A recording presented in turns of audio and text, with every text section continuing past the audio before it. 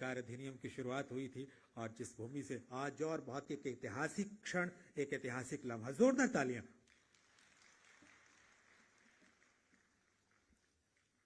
नमस्कार।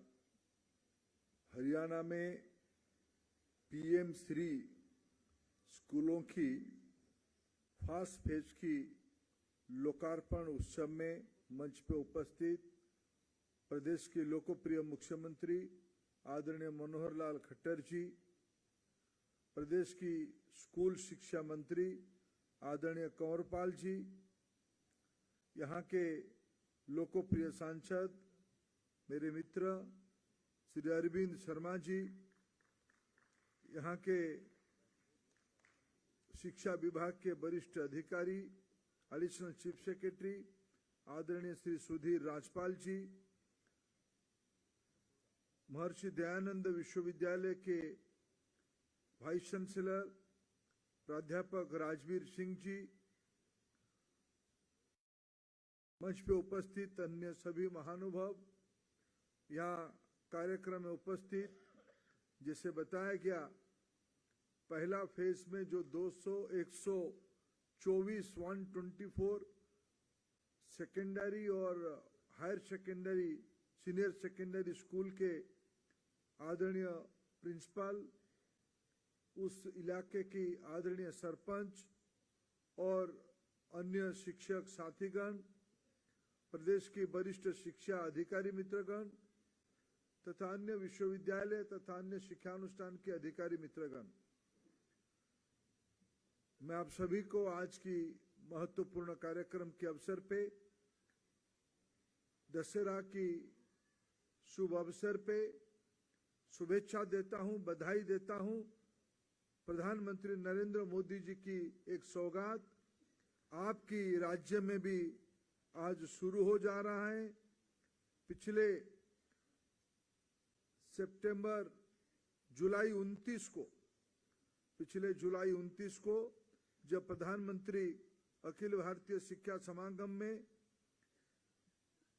देश की 6,207 स्कूलों की उनके लिए आर्थिक अनुदान 630 करोड़ रुपया का पहला फेज का उन्होंने लोकार्पित किया।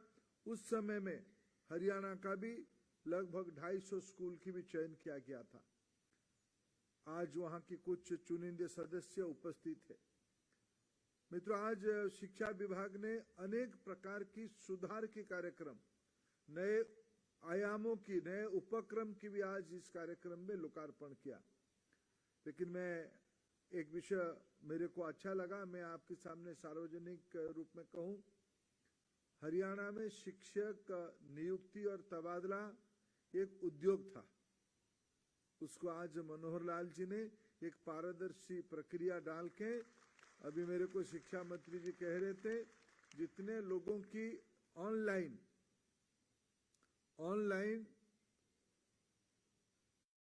ट्रांसफर हुई है उनमें से लगभग 90% लोगों की संतुष्टि है। ये बहुत बड़ी उपलब्धि है। ये संभव है, टेक्नोलॉजी के माध्यम से पारदर्शी तरीका लाया जा सकता है। हरियाणा ने देश के सामने उसकी मिसाल खड़ा किया है। इस साल केंद्रीय विद्यालय संगठन ने भी, पहले भी तो ऑनलाइन कर रहा था, इस बार भी थोड़ा इस प्रकार के अनुभव को लेते हुए अभी एक सफल ट्रांसफर किया है। लेकिन एक आधा ट्रांसफर की पैरवी अरविंद शर्मा जी, मेरे मित्र अरविंद शर्मा जी मेरे को दे ही दिया है। मैं क्या करूं, अभी हरियाणा में क्या करूं अरविंद जी? आपने प्रदेश में पारदर्शिता ले आया, फिर आप मैं दिल्ली में कैसे करूं? चलो कुछ तो रास्ता निकलेगा। अरविंद शर्मा जी का अधिकार तो थोड़ा बहुत हमारे ऊपर बनता ही है। लेकिन मैं हरियाणा का इस सफल प्रयास के लिए हरियाणा के माननीय मुख्यमंत्री और शिक्षा मंत्री जी दोनों को बधाई देता हूं। देश के लिए उन्होंने अच्छा मॉडल किया है। उन्होंने टेक्नोलॉजी के माध्यम से एजुकेशन देने के लिए जो उपक्रम, जो टैबलेट दिया है और उसको डायनेमिक बनाया है, मैं एग्जीबिशन में देख रहा था, वो भी एक अच्छा प्रयास है। मित्रों, ये पीएम श्री स्कूल क्या है? अगर संक्षेप में मैं आपको पीएम श्री स्कूल के बारे में 2-3 शब्द बताऊं, और यहाँ मेरे को बताया गया आदरणीय सरपंच महोदय भी यहाँ उपस्थित है, प्रिंसिपल जी के साथ साथ। ये एक अच्छी बात है। समाज की सहभागिता से परामर्श से पीएम श्री स्कूल को पीएम श्री स्कूल प्रधानमंत्री स्कूल फॉर राइजिंग इंडिया 2020 में देश में 34 साल के बाद नई राष्ट्रीय शिक्षा नीति आई है। राष्ट्रीय शिक्षा नीति में कई सारे मौलिक विषयों पर जोर दिया गया है। मौलिक विषय 2-3 अगर मैं आपके सामने उल्लेख करूं, है तो बहुत अनेक, लेकिन 2-3 विषय को मैं उल्लेख करूं। आप याद करिए, अभी भी स्कूल में 2 विषयों की अभी भी स्मृति पिछले 20-25 सालों से घूम रहा है। ये वो है, अटल जी देश के प्रधानमंत्री होते थे, उन दिनों में स्कूल में बच्चों की उपस्थिति कम होती थी। अटल जी ने एक अभियान चलाया, चलो स्कूल चले हम, सर्व शिक्षा अभियान। एक पेंसिल, 2-3 बच्चे उस पर लटक रहे हैं और एक गाना, चलो स्कूल चले हम। ये याद है कि नहीं ये सबको? आज से आज मोदी जी की समय तक हमने समग्र शिक्षा, और उससे आगे इस बार तो पीएम श्री तक पहुंचे, राइजिंग इंडिया की हमने कल्पना किया। इसीलिए पहला काम प्रधानमंत्री जी ने किया, राष्ट्रीय शिक्षा नीति लाया। शिक्षा नीति के अगर मैं 3 प्रमुख बिंदु में गिनाऊं, हमने जोर दिया है, पहला काम ने जोर दिया कि जो प्रारंभिक अवस्था में बच्चे के, अभी हम लोग रामलीला देख रहे थे, रामलीला में जो अभिनय हुआ, वो अभिनय गजेंद्र जी भी फेल हो जाएंगे उस प्रकार के अभिनय के कारण। जो बच्चे थे, जिस प्रकार से मन से उन्होंने उसको उद्गार कर रहे थे, ये राष्ट्रीय शिक्षा नीति की रिकमेंडेशन है। राष्ट्रीय शिक्षा नीति इस बच्चों की नाटक से ही आगे बात को बढ़ाई है। बच्चे का सब वैज्ञानिक कहते हैं, जब बच्चा 8 साल तक हो जाता है,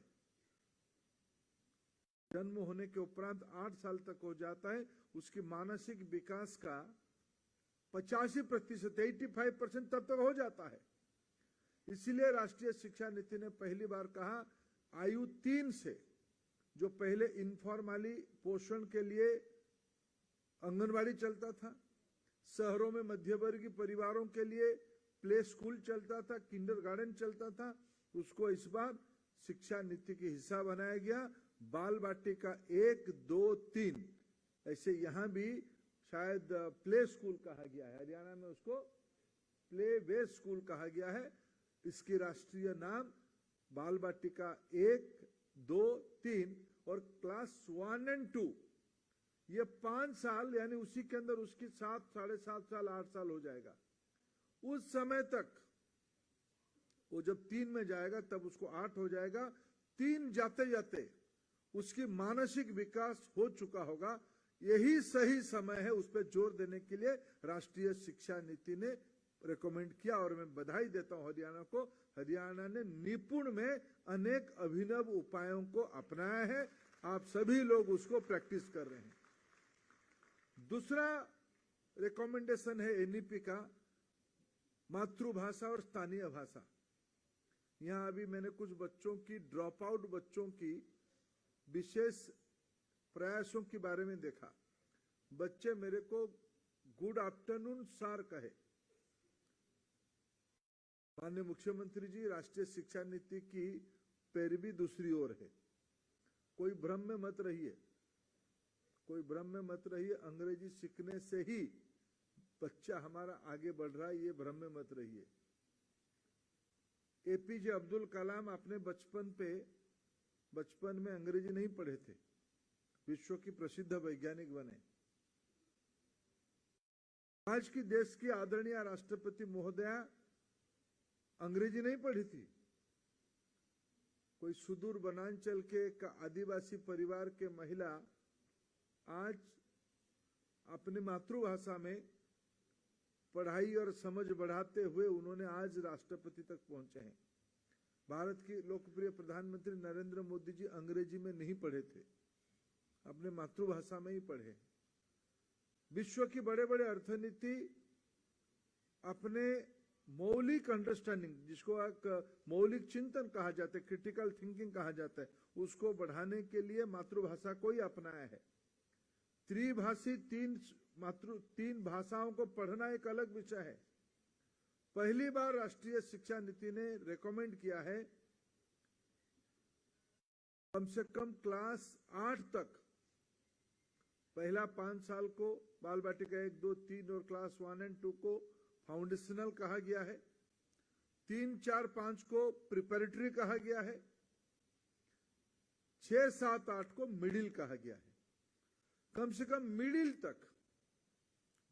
तक अगर बच्चा जिस भाषा को पहली बार वो सुना था और पहला शब्द जिस भाषा में बोला था, अगर उसी में लिखेगा और पढ़ेगा, तब उसकी मौलिक चिंतन, तर्क की, अनुसंधान की समझ बढ़ेगी, तो वो बड़ा काम कर सकता है। इसलिए राष्ट्रीय शिक्षा नीति की मूल रिकमेंडेशन है मातृभाषा में ही पढ़ाया जाए।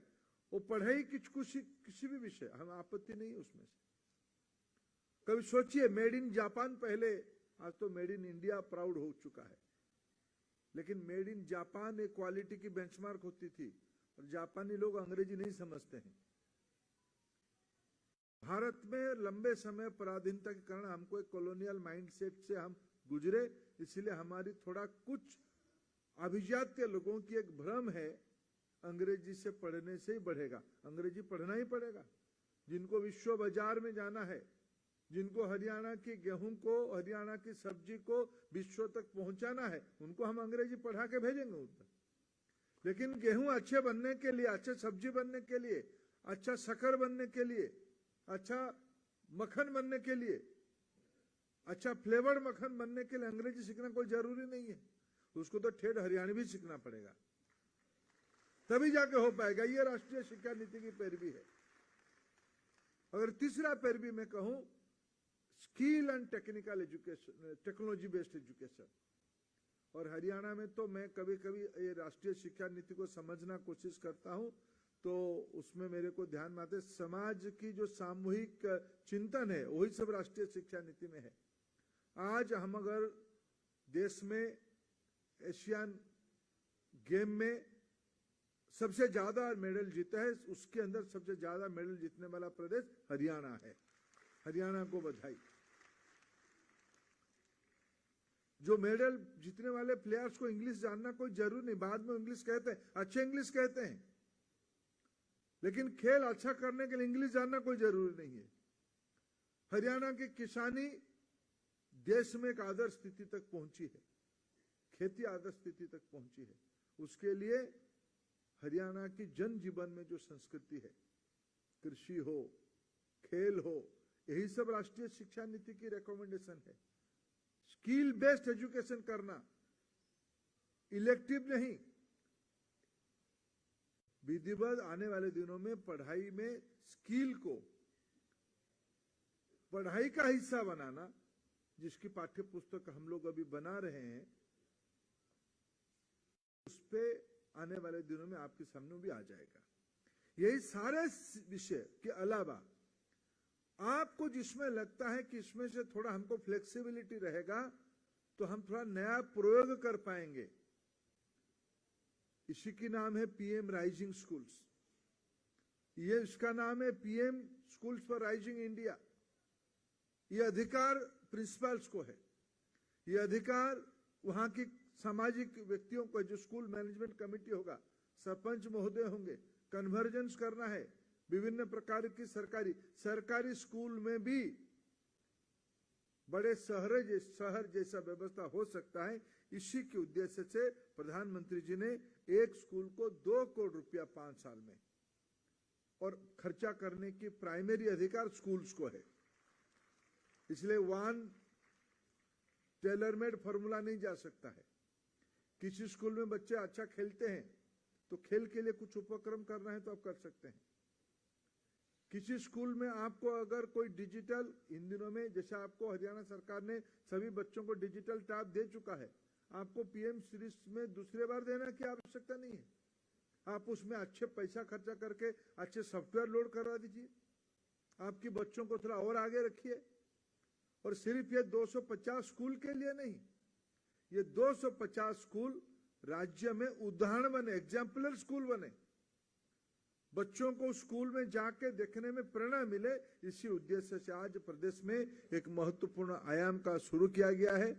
मैं अनेक शिक्षा सुधार के लिए हरियाणा को बधाई देता हूं और पीएम श्री को लागू करने में हरियाणा में भी एक अग्रणी राज्य है, इसीलिए भी बधाई देता हूं। इसलिए मैंने मुख्यमंत्री जी की जब आदेश आया, मैं भी खुद आग्रह प्रकाश किया आने के लिए। हरियाणा इन दिनों में देश में स्कूली शिक्षा में, स्किल बेस्ड एजुकेशन में एक फ्रंट रनर स्टेट है, अग्रणी राज्य है।